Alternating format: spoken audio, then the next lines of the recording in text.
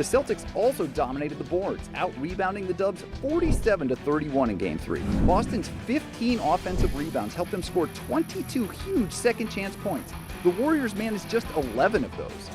In fact, Game 3 was the first playoff game for the Warriors where they were doubled up in both paid points and second-chance points under Steve Kerr. Got to take away the easy stuff. They've had too many easy buckets. A lot of that has to do with Boston attacking Green, who is allowing 1.24 points per direct touch in the finals, on pace to be his worst efficiency allowed in any series since player tracking began in 2013-14. The Celtics are also shooting a staggering 49% when Green is the primary defender. How do you feel you played? Through 3 games, Draymond Green is just 5 for 19 from the floor in this series, and he has 15 total fouls. If he can't help the Warriors set the pace in the paint, well, the Celtics will be raising another banner up in the rafters. Kirk Goldsberry, Draymond Green has fouled out of 2 of the 3 games in this series. Jalen, we've talked so much about him, his emotional leadership, and his play on the floor. What do the Warriors need from him tonight? So normally he doesn't get emotionally intoxicated. That happened in the previous game. He wasn't himself defensively this entire series. Opponents are shooting 49% against him. And plus he fouled out and he was ineffective offensively. For him, it has to be play with pace. When the team gets a missed shot, he's got to be pushing the ball. When the team gets a steal or a deflection, he's got to be moving and cutting, dribble handoffs. And when he get a smaller person guarding him, Perk, you know this. Thank you. Whether it's Smart, Pritchard, White, when your guy that's an interior anchor is guarded by those guys, Wilbon, he got to punish them. You got to take a layup, Greeny. You got to draw a foul. You just got to make them work physically. You got to pound them physically, those small matchups. I anticipate he's going to do that today. I mean, we didn't get the new injury update. All the Warriors are questionable, including the coaching staff. From the fans hurting their feelings. We didn't get that update. The fans, they're in their feelings. But here it is, right? Like, talking about their feelings, and I heard Klay Thompson complaining about it, and I was surprised at Klay. You know why?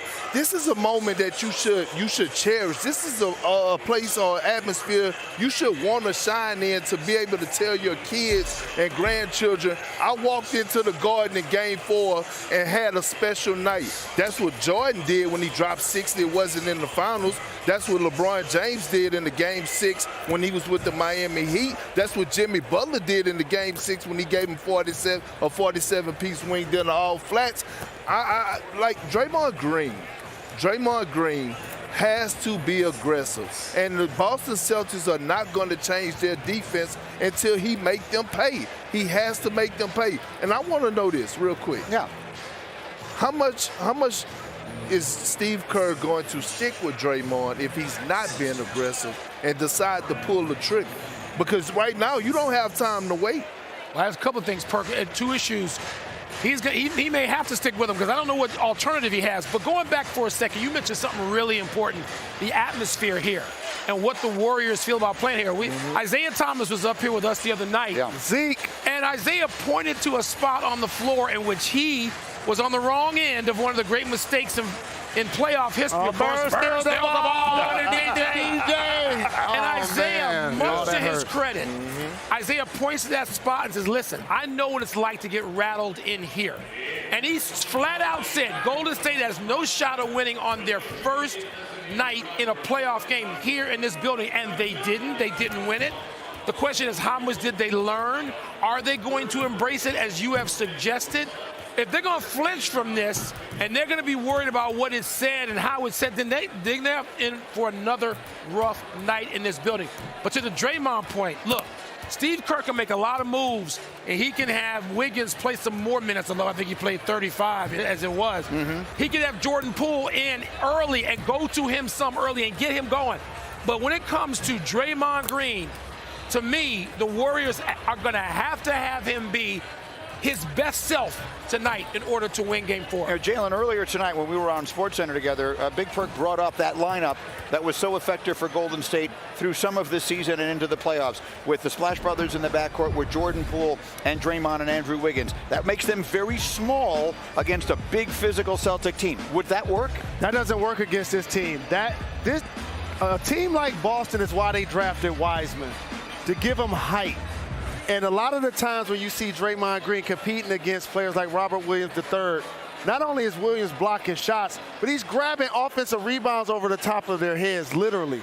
And so one of the things that the Golden State Warriors, in particular Draymond Green, have to do is do their work early. Looney has to do their work early. Root those guys out of there, get the board, and get out in transition and try to get some open shots. Does the name, so we will not see Wiseman, of course. He's been hurt all year long. But Jonathan Kuminga is a 19-year-old big on this Golden State team with great athleticism. Yes. He's super raw. Could he come into this environment and make a difference? I mean, it wouldn't hurt to try. They have an old saying in the locker room, if a coach gives you 1 minute, give him a reason to give you 2 minutes. I think you could use Jonathan Kuminga. You could use him like, you think, hey, the Golden State Warriors could use him how the Boston Celtics is using Robert Williams. A lob threat at the basket. We know he's not afraid to be aggressive, and he has the athleticism to be a shot blocker and a rim protector. Look, I mean, they played Bielitsa a little bit in this series, and with no disrespect to him, what is it he's giving them right now that you couldn't try and get out of the much more athletic Jonathan Kuminga? The same thing I am, nothing. Well, that's the same. Kuminga better be on the runway before Bielitsa. And then you may have to try him in concert with. But look, we know the players that the Warriors have come this far with and won 3 championships with, right? And so Wiseman may help them next year. And Jalen's right. That is why they got him. And they'd like to be able to go to him for 12 or 15 minutes now, but they can't. So they're going to have to go with the guys that we know. It's a smaller lineup. They're going to have to play as best they can with the force they can against these Celtics tonight, and it may not be enough. All right, so everybody hold that thought there because we're getting set to jump over to ABC. We will move over there for the next 30 minutes, taking you right up till tip at the bottom of the top, of the next hour. There's the great Steph Curry. Does not appear to be walking with any sort of limp. He looks like he's ready. The Warriors desperately need him. We'll see you on ABC. Flats. People sleep on NBA Countdown is presented. We're back on SportsCenter. You're looking at live pictures right now of Steph Curry, who just took the court doing a little warm-up. He is going to give it a go despite injuring his foot in Game 3. He will not be on a minutes restriction. And as you can see right now, he's not limping. He doesn't seem to be hampered in any way or walking gingerly as he goes through his normal routine. For much more on Steph Curry, the Warriors in Game 4, let's get it out one more time to the NBA Countdown crew in Greeny. All right, El, thank you so much. And again, Big Perkers in for Stephen A tonight, Michael Wilbon, Jalen Rose. And let's get into what exactly is at stake in this Game 4 tonight. Michael Wilbon, if I were to make the statement, tonight is for the title. Whoever wins tonight, you look at the way the series sets up. Whoever wins tonight is going to win the championship. Set me up like this. You know what? Messi. Messi. Northwestern Wildcat on Wildcat crime, Greeny. Would you agree or disagree? I might agree, actually. And I just feel this is the zigzag of playoff basketball has been discounted by too many people. And people want to see runs. I don't think either one of these teams is so much better than the other that somebody can win 3 straight games. I don't see that. And I